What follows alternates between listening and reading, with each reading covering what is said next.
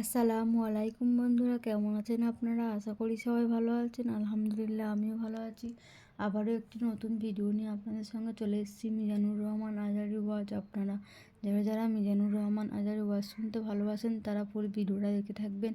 আশা করি ভালো লাগবে। ভিডিওটি যদি ভালো লাগে একটি লাইক, কমেন্ট ও শেয়ার করবেন বন্ধুরা। চ্যানেলটি সাবস্ক্রাইব করে পাশে থাকবেন বন্ধুরা। ভালো থাকবেন। 7 শ্রেণীর ব্যক্তিকে আল্লাহ তাআলা কিয়ামতের দিন আরশের নিচে ছায়া দিবে। এর মধ্যে এক শ্রেণীর ব্যক্তি ওই ব্যক্তি যে ব্যক্তির হৃদয়টা সবসময় মসজিদের সাথে ঝুলে থাকে, লেগে থাকে। জোহরের নামাজ পড়ে খালি টেনশন, কিরে আসরের সময় কখন হবে। আসর পরে চিন্তা করে মাগরিবে আমি কই থাকবো, তখন মসজিদ থাকবে কই, নামাজটা হবে কিনা। মাগরিব পড়ার পরে একটাই চিন্তা, ঘুমের আগে এশাটা যেন ঠিক মতো হয়। ঠিক কিনা? এরকম মুসল্লি আছে না নাই? আল্লাহর হাবিব বললেন, যারা সবসময় হৃদয়টারে মসজিদের সাথে এইভাবে লাগিয়ে রাখে, আরশের নিচে তাদেরকে সেদিন ছায়া দিবে কে? আল্লাহর আরশের ছায়া ছাড়া ওই দিন আর কোনো ছায়া থাকবে নাকি? আকাশের সূর্য মাথার কাছে নেমে আসবে, জমিনটারে তামার জমিন বানিয়ে দেওয়া হবে। জিহ্বাটা তৃষ্ণার চোটে বের হয়ে নাভি পর্যন্ত কুকুরের মতো ঝুলতে থাকবে। মানুষগুলো চিৎকার মারবে, কোনো ছায়া নাই আরশের ছায়া ছাড়া। ওই আরশের ছায়ার নিচে ওই ব্যক্তিকে আল্লাহ ছায়া দিবেন যার হৃদয়টা মসজিদের সাথে লেগে থাকে, সবসময় মসজিদের সাথে মনটা পড়ে থাকে। এরকম আছে না নাই? মসজিদে বারবার যেতে চায়। মসজিদে যাওয়ার জন্য যতগুলো কদম ফেলবেন, প্রতিটা কদমে আপনার মর্যাদা এক স্ট্যাটাস, একতলা বাড়ায় দেয় কে? গুনাহগুলো মাফ করে দেয় কে? আবার মসজিদে যদি কোনো দিনই হালাকায় বসেন, আল্লাহর রহমত চারদিক থেকে আপনারে বেষ্টন করে ফেলে। আল্লাহর ফেরেশতারা আপনাদের জন্য দোয়া করতে থাকে। তাহলে মসজিদ আবাদের 1 নাম্বার নমুনা হলো মসজিদ বানানো।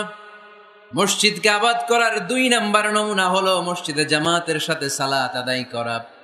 মসজিদ আবাদের 3 নাম্বার নমুনা হলো হৃদয়টা মসজিদের সাথে ঝুলিয়ে রাখা।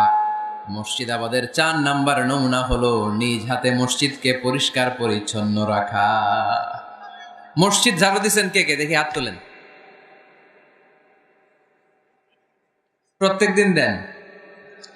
আলহামদুলিল্লাহ, আলহামদুলিল্লাহ।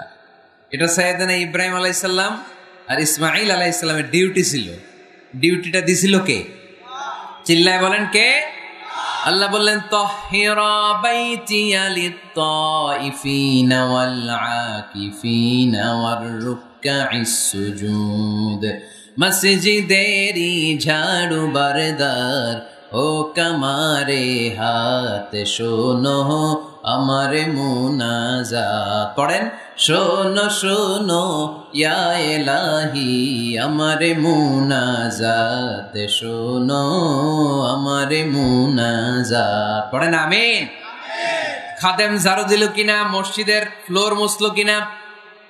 মুয়াজ্জিন হুজুর মসজিদ ঝাড়ু দিল কিনা? মসজিদে বালু আছে কিনা? সবাই যে চেক করে।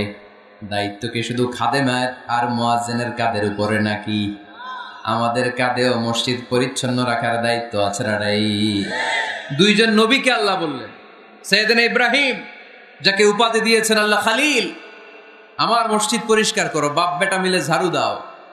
সাইয়েদনা ইসমাইল ইব্রাহিম মসজিদ ঝাড়ু দিতে পারলে আপনি কোন লাট সাহেব হয়েছেন? কি হয়ে গিয়েছেন আপনি?